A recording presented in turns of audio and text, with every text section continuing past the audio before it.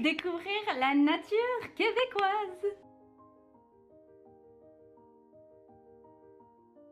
Voilà donc parti, nous quittons Montréal pour un week-end prolongé de 4 jours dans le Bas-Saint-Laurent, une région du Québec.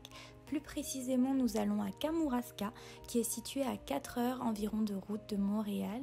Et Noisette attend sagement à l'arrière d'arriver au Airbnb. Après 2 pauses pipi et un café au Tim Hortons que les Canadiens connaîtront bien, nous sommes arrivés et leur route était vraiment très chouette.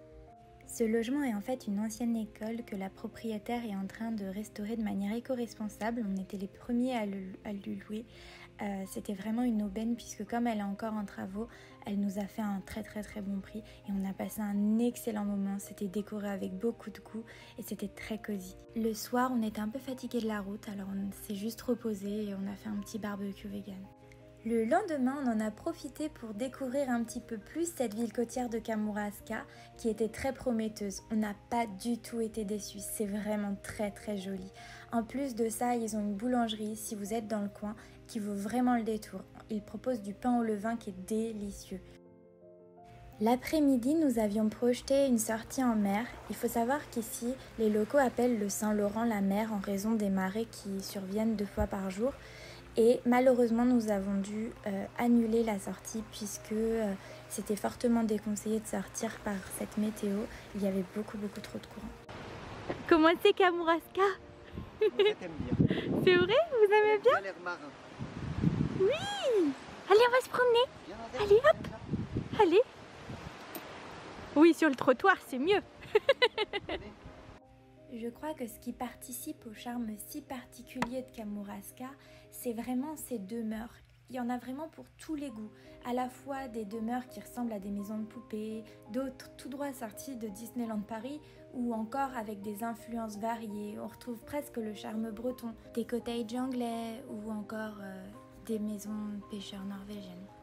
Et tout invite à la flânerie ici à Kamouraska. On est comme dans une bulle hors du temps, où on a juste envie de profiter de l'instant présent. Et il y a une vraie solidarité ici, avec un soutien pour le patrimoine local, pour les petits commerces et un vrai esprit de communauté.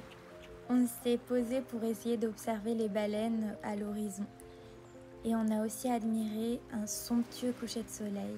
Il faut savoir que Kamouraska est réputé pour avoir l'un des plus beaux couchers de soleil au monde.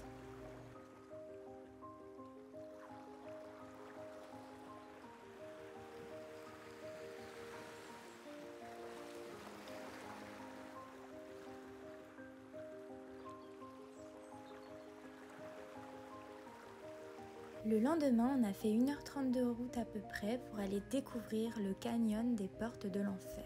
Coucou! Nous voilà arrivés au canyon des Portes de l'Enfer. On va faire une petite randonnée, notamment sur la route des draveurs, donc, qui étaient les ouvriers de l'eau ici au Canada. Et donc voilà, ça promet d'avoir des points de vue assez époustouflants. Donc on a vraiment hâte, on est préparés, on a tout le produit anti-maringouin. C'est parti!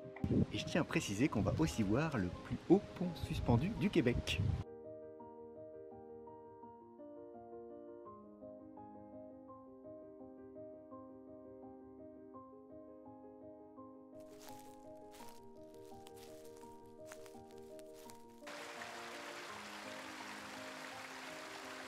On est donc sur la route des draveurs. Les draveurs, c'était des ouvriers forestiers ici au Canada, des bûcherons, qui après un hiver complet en forêt, descendaient lors du dégel les bois qui étaient entreposés sur les lacs et les digues de fortune. Et il faut savoir que c'était un métier extrêmement dangereux puisqu'en fait on faisait sauter la digue et les draveurs qui étaient armés seulement de leurs pics, leurs draves, poussaient le bois au gré du courant. Et donc faire des chutes assez spectaculaires et c'était un métier extrêmement dangereux. Mais c'était aussi extrêmement économique puisque ça permettait de ramollir le bois qui servait principalement au papier.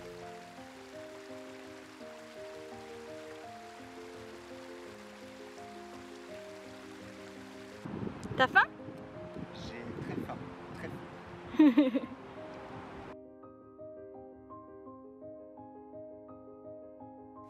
Et la 3e journée fut la bonne puisque nous avons pu faire cette sortie en mer au bord d'un zodiaque. C'était une expérience absolument incroyable. On a vu des phoques gris et des phoques communs. Il faut savoir que, contrairement à ce qu'on peut croire, le phoque commun n'est pas si commun que ça. On peut l'observer majoritairement dans cette région. La plupart du temps, sinon, c'est des phoques gris. Et on a été extrêmement chanceux. On a pu voir énormément de belugas et pourtant ce sont des animaux en voie de disparition.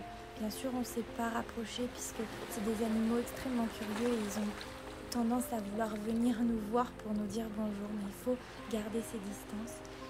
Dans tous les cas, vous allez le voir si vous êtes attentifs dans les images et si vous cherchez bien, autant des bébés gris que des adultes.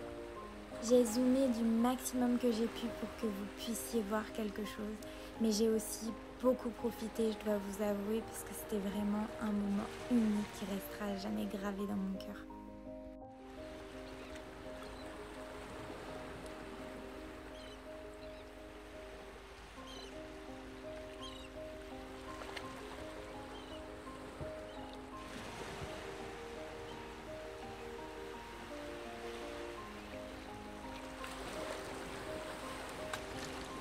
Après toutes ces émotions, on s'est posé au petit bistrot face à la mer dans Kamouraska et on a profité de ce dernier coucher de soleil.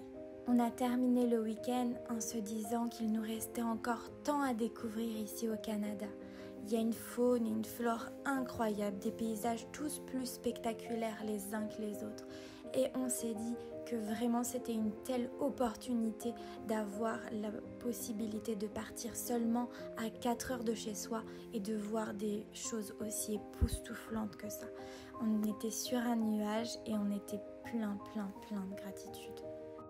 Si cette vidéo t'a plu, n'hésite pas à t'abonner, à liker et à laisser un petit commentaire pour qu'on discute ensemble.